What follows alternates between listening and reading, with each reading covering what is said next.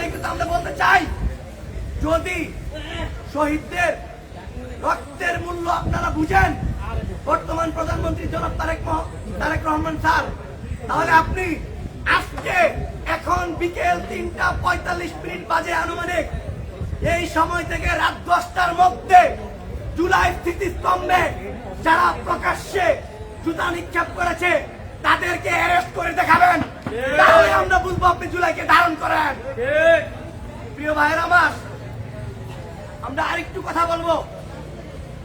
আমরা দেখেছি মেহের আফরোজ শাওন নিষিদ্ধ সংগঠনের কর্মী, তিনি সামাজিক যোগাযোগ মাধ্যমে শহীদ পরিবার, আহত জুলাই যোদ্ধাকে এবং এই জুলাই গণ অভ্যুত্থানকে অবমাননা করেছে।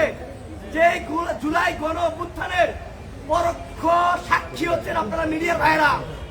আপনারা নিজেদের জীবনে ঝুঁকি নিয়ে সেই নিউজগুলো ভিডিও ধারণ করেছেন জাতির জন্য।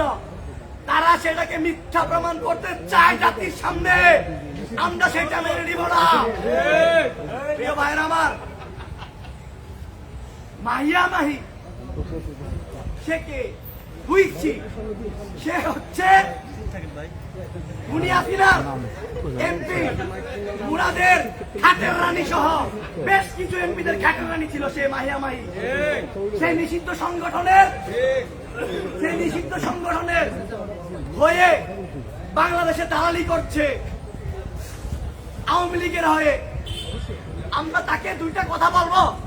আপনারা দেখেছেন এই খারাপ মাহিয়া মাহি, আমি আর খারাপ কথা বলতে চাই না, এই মাহিয়া মাহি সামাজিক যোগাযোগ মাধ্যমে ভিডিও বার্তায় বলেছেন বাংলাদেশের নাম্বার 1 সুপারস্টার শাকিব খান, তার অভিনয়ের কাছে নাকি ফেল আমাদের শহীদদের রক্ত এবং আহতরা তারা নাকি অভিনয় করেছে।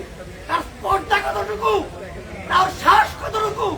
এই মিডিয়ার ভাইয়ের আমার, এই প্রিয় বাংলাদেশ, আপনারা কি দেখেন নাই কিভাবে এই খুনিগুলো প্রকাশ্যে দিবার বন্ধকে পাখির মতো গুলি করে আমাদের ভাইকে হত্যা করেছে?